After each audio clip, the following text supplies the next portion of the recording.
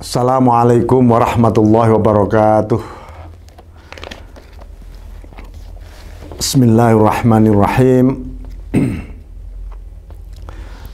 Alhamdulillah hamdan nasulu bihi ila kashfil hijab wa nu'addu bihi minal ahbab wa nashhadu an la ilaha illallah wahdahu la syarika lah wa nashhadu anna Muhammadan abduhu wa rasuluhu wa habibuhu wa safiyuh wa khiyaratuhu min khalqih ba'athallahu bin nuris sati wal bayyinil lami was sayfis sati was sayfil qati wa ballaghar risalah wa addal amanah wa adhahas sunnah wa asasas syariah wa nasahal ummah wa abadallah hatta atahul yaqin. Allahumma salli ala sayyidina Muhammadin abdika wa nabiyyika wa rasulika nabiyil ummi wa ala alihi wa sahbihi wa sallim tasliman biqadri azamati zatika fi kulli waqtin wahin amma ba'd. Alhamdulillah kita bersua kembali di dalam kajian-kajian kita. Semoga kita diberi pencerahan kalbu kita oleh Allah Subhanahu wa taala, diberi kekokohan iman, keselamatan dunia akhirat, dan tentu saja kita senantiasa diberi istiqomah oleh Allah Subhanahu wa taala. Kita akan mengkaji satu kitab Halatu Ahlil Haqiqah Ma'allah, ya ini kitabnya. Mungkin saudara-saudara sekalian sudah ada terjemahannya ini. Yang belum silahkan kontak ya kepada admin. Kita memasuki bab menjelang ma'rifah ini, bab ke-37, satu hadis yang ke-37 tentu saja. Bismillahirrahmanirrahim. Qala Rasulullah sallallahu alaihi wasallam, walladzi nafsi biyadihi la tadkhuluna al-jannata hatta tu'minu wa la tu'minu hatta tahabbu. Awala adullukum ala syai'in idza fa'altumuhu tahabbtum afshus salama bainakum. Demi zat yang aku ada di kekuasaannya, seseorang tidak akan masuk surga sampai orang itu beriman, dan tidak beriman sampai seseorang saling menyayangi dengan sesama, ya, saling menyayangi dengan sesama manusia maksudnya. Tidakkah aku tunjukkan kepada satu hal, kalau kalian mengerjakan maka kalian akan saling menyayang. Afshus salam bainakum, tebarkan salam kedamaian di antara kalian. Jadi ini hadis yang luar biasa. Tidak ada umat di dunia ini yang paling banyak menebarkan salam kecuali umatnya Rasulullah Sallallahu Alaihi Wasallam. Jadi menebarkan salam ini bentuk doa sebenarnya, tetapi juga pada saat yang sama satu bentuk ikatan bahwa kita ini adalah keluarga besar, ya, keluarga ilahiyah, ya, semuanya berasal dari satu bapak, yaitu Nabiullah Adam alaihissalam. Dan Nabi Adam dari mana asalnya? Ya dari debu, dari tanah yang diciptakan oleh Allah Subhanahu wa taala. Nah, hadis ini menggambarkan bahwa adanya rasa kasih sayang, cinta yang sejati, cinta yang suci. Al-mahabbatul khalisah, ya, al-mahabbatul khalisah. Jadi dengan sesama, terutama ukhuwah dengan sesama orang-orang muslim, ya, ini namanya ukhuwah. Di negeri kita masih muncul namanya yaitu ukhuwah Islamiyah, ukhuwah basyariah, persaudaraan kemanusiaan, ada ukhuwah kebangsaan, wataniyah. Semua itu adalah bagian dari ukhuwah, tetapi dasarnya apa? Cinta dan kasih sayang. Tidak ada ceritanya orang membangun sebuah persaudaraan tanpa cinta. Hanya basa-basi misalnya, atau kepentingan-kepentingan sesaat. Itu hanya bentuk keretakan jiwa secara psikologis sedang terbelah-belah kalau hanya sekedar begitu. Tetapi memang harus ada. Apalagi kalau kita melihat, oh ya, semua ini adalah ciptaan Allah. Manusia ini adalah ciptaan Allah. Maka mari mencintai ciptaannya karena cinta kita kepada Allah Subhanahu wa taala. Ini. Bismillahirrahmanirrahim. Jadi ada dua hal. Di satu sisi cinta akan melahirkan salam kedamaian, menebarkan kedamaian. Atau sebaliknya, menebarkan salam itu melahirkan cinta. Karena apa? Bayangkan, apa arti sebuah kejengkelan, apalagi dendam, apalagi iri dengki. Kalau toh saudara-saudara kita itu nanti sama-sama di surga, dan di surga itu tidak ada iri dengki, tidak ada takabur, tidak ada persaingan, ya, tidak ada apalagi saling marah, dendam dan seterusnya, tidak ada. Semuanya full mahabbah antar sesama. Nah, karena apa? Ada Allah di balik itu semuanya. Tentu saja surga tanpa Allah ya jahanam, neraka. Kalau neraka bersama Allah, akan habis neraka itu, akan menjadi surga. Itu artinya mana ada neraka kemudian ada ma'iyahnya, kesadaran ma'iyah dengan Allah. Mana ada surga tanpa Allah. Itulah satu perspektif kaum ma'arifun. Nah, ya. Bismillahirrahmanirrahim. Jadi di dunia ini sangat beragam. Kenapa kita dimintakan menebar salam? Kita ini sudah bergolong-golong, bermacam-macam, karakternya tidak ada yang sama. Yang bisa menyatukan semuanya hanyalah afsus salam. Tebarkanlah salam di antara kalian. Jadi ini apa yang bisa meminimalisir konflik-konflik. Ya, salam ini tentu berarti menebarkan perdamaian. Makanya salah satu ayat di dalam Al-Quran, udkhulu fis-silmi kafah. Sebagian ulama menyebutkan kata as-silmu di situ adalah artinya perdamaian. Masuklah perdamaian dengan menyeluruh total. Ini artinya kita memandang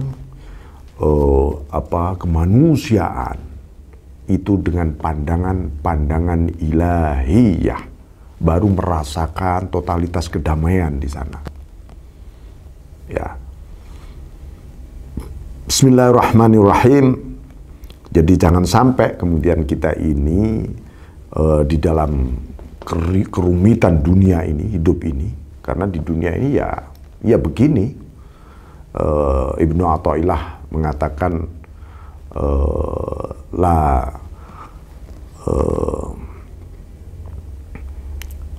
tastaghrib wuku al-aqdar madumta fi hadhihi dar. Janganlah Anda merasa aneh, asing melihat adanya kerumitan, keruwetan, konflik di dunia ini. Madumta fi hadhihi dar, sepanjang Anda masih hidup di dunia. Problem itu selalu ada, dan problem itu karena faktornya macam-macam, latar belakangnya macam-macam. Dan Rasulullah SAW memberi satu kiat yang luar biasa.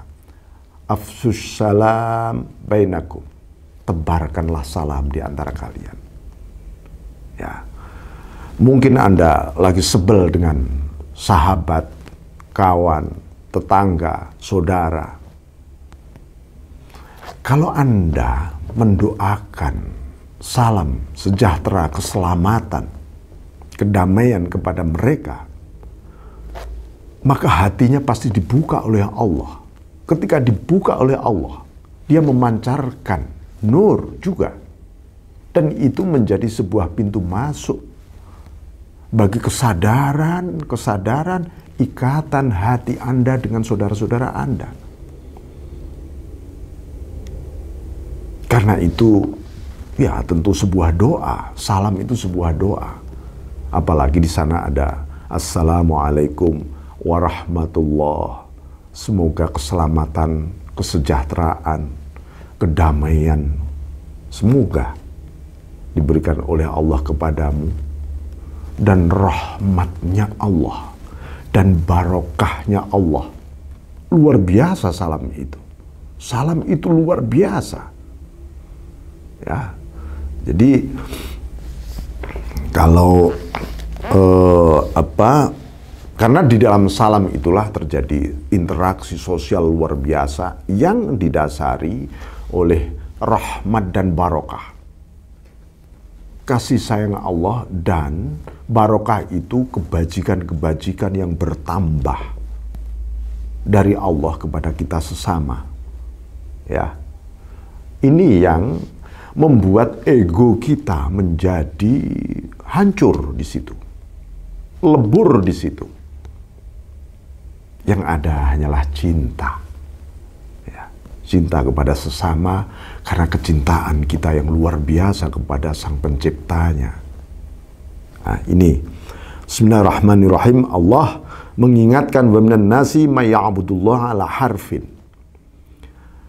Sebagian manusia memang ada yang menyembah Allah itu ala harfin, ya tipis-tipis pinggir-pinggirnya saja. Kira-kira kulit-kulitnya saja. Ya, karena menyembah Allah hanya sedemikian rupa, tidak sampai merasuk ke dalam jiwa. Nah, maka fa'in asabahu khairun itma'anna bih. Kalau dia mendapatkan suasana enak, nyaman, dia tenang. Ya, itu wa in asabahu fitnatun inqalaba ala wajhi khasirat dunya wal akhirah.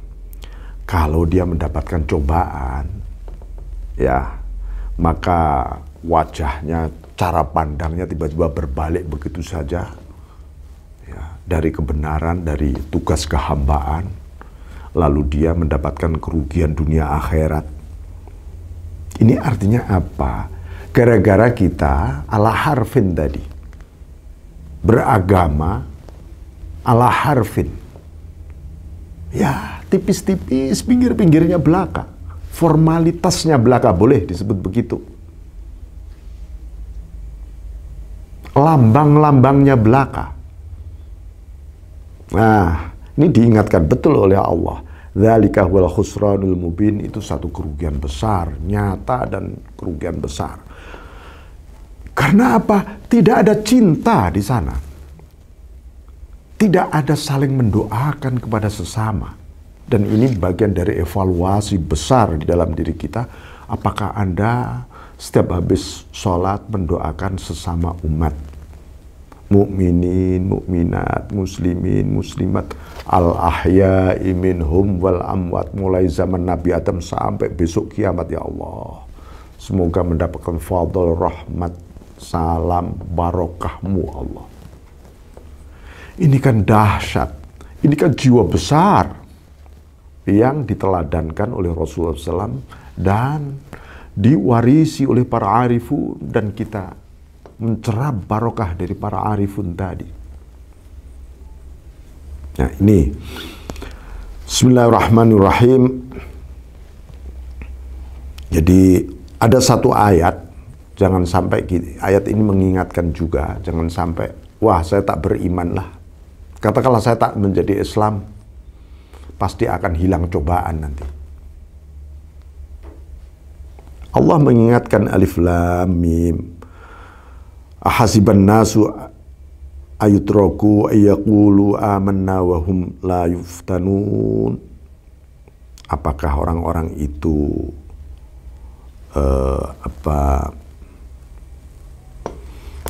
mengira, ya, orang-orang itu mengira bahwa ketika dia beriman itu, ya, ketika dia beriman itu dia tidak diberi cobaan, ya, dia tidak diberi cobaan.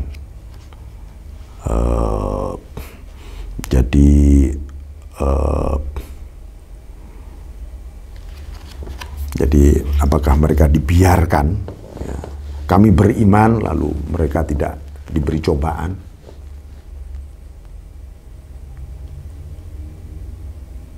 Jadi orang beriman itu ya pasti diuji oleh Allah, karena semakin diuji sebenarnya Allah menguji dengan cobaan itu. Ya ada dua kalau di dalam kitab ini. Satu bisa jadi ikroman, ya, ikroman itu cara Allah memuliakan, ya, cara Allah memuliakan. Ada lagi ihanatan, karena Allah memang benar-benar merendahkan karena memang dia memang diberi apa ya, direndahkan tuh ya, dihina maksudnya oleh Allah Subhanahu wa taala. Jadi bagaimana? Ya kalau kita diuji oleh Allah lalu kita sabar, kita kembalikan semuanya kepada Allah, itu namanya ikroman. Kita sedang dimuliakan oleh Allah, semakin naik. Tapi ketika diuji kita mengeluh, malah jauh, nah itu azab namanya. Hal yang sama ketika diberi kenikmatan, kita semakin dekat dengan Allah, semakin syukur, semakin dekat, dan memandang sang pemberi nikmat, yaitu Allah itu sendiri, itu ya memang nikmat namanya, ikroman. Tetapi ketika diberi nikmat, malah jauh dari Allah, malah lalai dari Allah, sembrono, semakin sombong, semakin takjub diri, itu namanya Anda sedang dihina oleh Allah. Na'udzubillah min dzalik. Ya. Nah, fasbir di Quran disebutkan, bismillahirrahmanirrahim, fasbir kama sabara ulul azmi minar rusul. Kita ini diperintah untuk sabar sebagaimana sabarnya para nabi dan rasul dulu yang tergolong ulul azmi. Itu dengan cobaan, dibanding cobaan ulul azmi kita ini nggak ada apa-apanya. Tapi kita diperintah untuk bersabar. Lihatlah ulul azmi, ikuti mereka. Semakin dengan cobaan luar biasa, semakin Allah memuliakan, meluhurkan derajat mereka. Ini gambaran-gambaran di balik mihnah, cobaan itu. Tapi di balik cobaan juga ada yang di Quran disebutkan liyuhiqqal haqqa wa yubtilal batil. Ya, yang benar nanti akan tampak, yang batil juga akan tampak. Ini di balik ujian akan selalu muncul seperti itu. Ya, supaya apa ya, kita kemudian sadar. Karena di balik kesabaran kita itu ada ma'iyahnya Allah, kesertaan Allah. Kesertaan Allah. Saya sering mengingatkan berkali-kali bahwa Nabiullah Adam alaihissalam diberi cobaan luar biasa, ujian luar biasa, diturunkan dari surga ke dunia. Bukan dalam rangka ihanah, bukan dalam rangka Nabi Adam diseksa dan dihina, bukan. Tapi ikraman, cara Allah. Ya, walaqad karramna bani Adam. Kami benar-benar memuliakan anak cucu Adam, manusia ini dimuliakan oleh Allah dengan cara diturunkan di dunia. Untuk apa? Agar lebih taqarruban, kurbah, dekat dekat dengan Allah. Dan beliau kemudian menjadi khalifatullah fil ard, menjadi nabi, menjadi rasul, menjadi bapak manusia yang kelak lahir generasi para nabi dan puncaknya adalah kekasih Allah Rasulullah sallallahu alaihi wasallam. Itu semuanya dijalankan di dunia, bukan ketika di surga. Bukan ketika di surga. Jadi di dunia dengan waktu tertentu ini, kita ini benar-benar berpacu betul untuk menyiapkan meraih ikraman minallah. Kehormatan, pemuliaan yang datang dari Allah Subhanahu wa ta'ala. Nah, maka harus bersyukur kita ini dilahirkan di dunia, ya. Harus bersyukur betul kita. Jadi maka wabasyiris sabirin, di Quran disebutkan, berilah kabar gembira orang-orang yang sabar. Ya, kabar gembira. Kenapa? Karena ada Allah di balik orang-orang sabar. Kesadaran itu penting. Agar apa? Kita menyadari, ya Allah, wong ini ujianmu. Bukan dari yang lain, bukan dari makhluk, darimu. Alhamdulillah. Lalu menjadi bersyukur kita. Bersyukur. Bismillahirrahmanirrahim. Jadi itu bentuk syukur, kata beliau. Wasyakir yatlubuhu min wara'il hijab, wasabir yatlubuhu dunal hijab. Orang bersyukur itu meraihnya di balik hijab. Maksudnya apa? Ya, karena ada sesuatu yang enak. Itu kan sebenarnya tirai, tutup. Di balik tutup itu supaya kita mengenal Allah sang pemberi nikmat. Bukan wujud nikmatnya. Tapi wasabir yatlubuhu dunal hijab. Sabar itu dituntut tanpa hijab. Belum, ya Allah, engkau Allah. Allah, luar biasa. Nah, itu. Wasyakir ya'budu ala hadhi nafsi. Bersyukur itu biasanya, kebiasaan orang bersyukur. Karena ada selera yang terpenuhi. Selera manusia itu macam-macam. Tetapi orang sabar, wasabir ya'budu ala hubbi rabbi.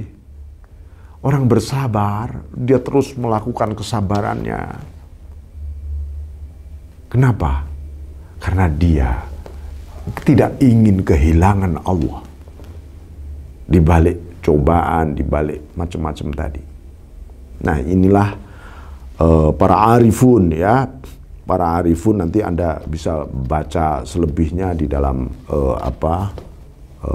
yang saya terjemah ini menjelang ma'rifah ini. Bismillahirrahmanirrahim. Jadi dalam hadis qudsi disebutkan, ya, innal bala asra ila man yuhibbuni minas saili ila muntaha. Orang sesungguhnya, dalam hadis qudsi, sesungguhnya ujian itu lebih mempercepat, lebih cepat datangnya, kecepatan kepada orang yang mencintaiku. Kenapa? Karena Allah maha cemburu. Ya, jadi hati kita sering berselingkuh, ya, dari kekasih kita, Allah Rabbul Izzah. Makanya Allah maha cemburu. Kita sering dijewer, diingatkan, dibentak keras, ini semuanya dalam rangka supaya cepat kembali kepada sang kekasih. Bahkan lebih cepat dibanding aliran air kepada hulunya, kepada muaranya. Ya. Bismillahirrahmanirrahim. Jadi suatu ketika ada satu kisah Dzunun al-Misri, ya rahimahullah, mendengar orang yang sedang sakit. dia mengatakan begitu. Rasanya sepintas seperti orang yang sedang mengeluh, ya. Lalu mengatakan menegur Zunnun al-Misri, bukan begitu. Laisa hadza yusadiqu fi hubbi. Kamu nggak benar kalau mencintai Allah. Kenapa kamu mengeluh? Malah orang yang sakit ini menjawab, innani min wujdani ladzah la min wujdani syiddah. Zunnun, aku mengaduh tadi saking nikmatnya, bukan saking pedihnya, bukan. Suatu ketika ada seorang kiai di Indonesia. Saya dekat sekali dengan beliau. Suatu ketika sedang sakit keras. Tiba-tiba drenginging, kalau bahasa Jawa itu gemreges gitu, seperti orang gak kuat dengan kepedihan sakitnya. Adiknya juga seorang kiai, mendatangi. Mas, katanya, mbok sampean ini berzikir mengingat Allah dalam kondisi seperti ini.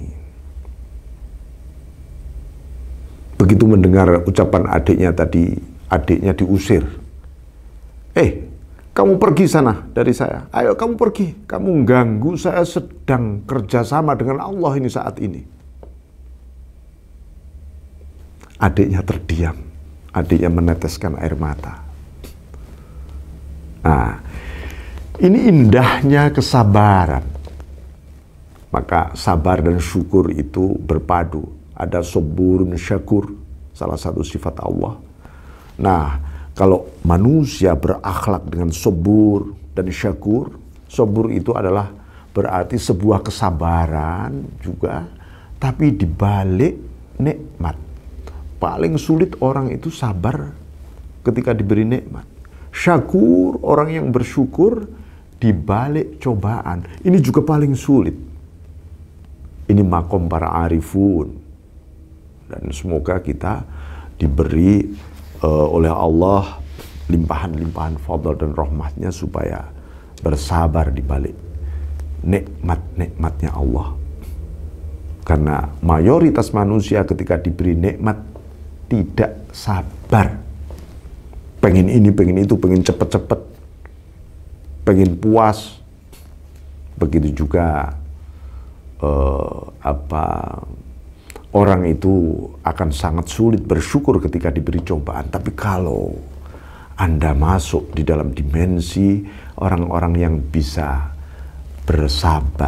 bersyukur di balik cobaan, wah itu luar biasa, luar biasa. Anda mendapat makom subur. Ya. Bismillahirrahmanirrahim. Jadi ini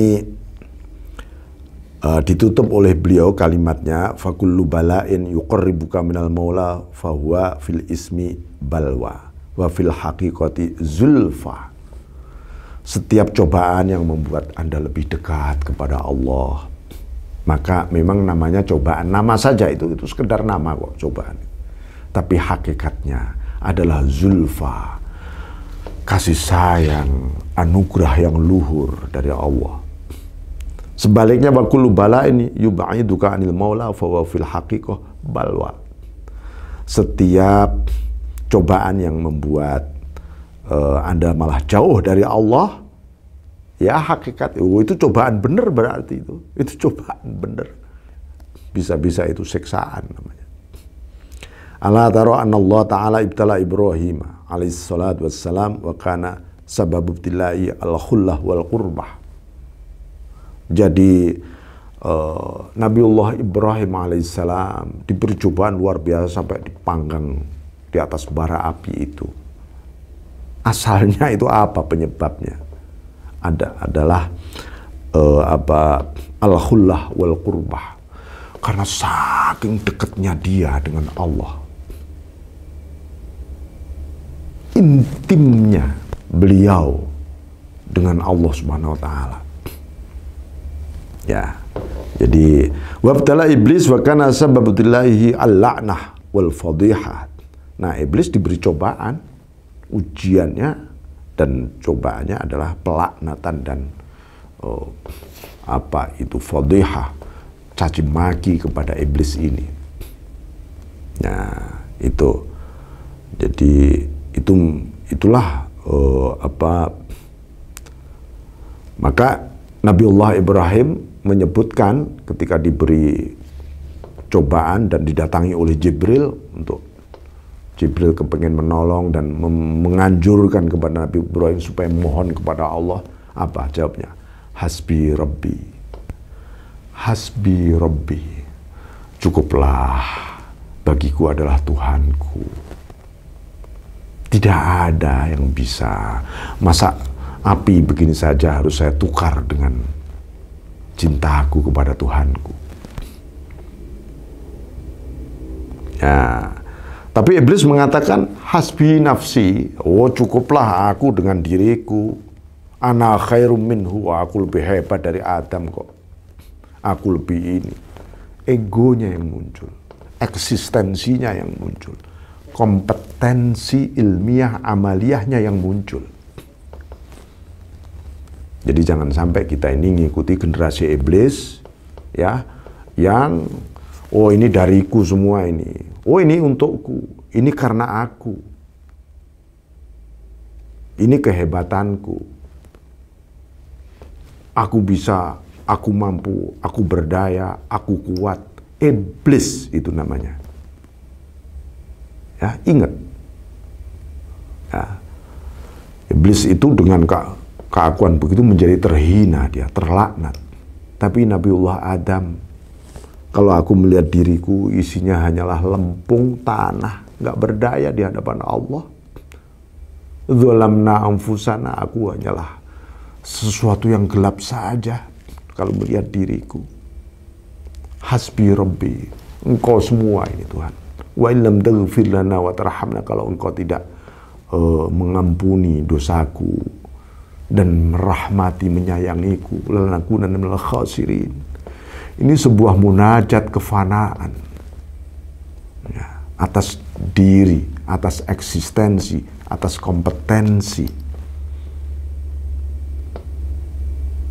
Nah, malah Allah mengangkat derajat Nabi Adam alaihissalam.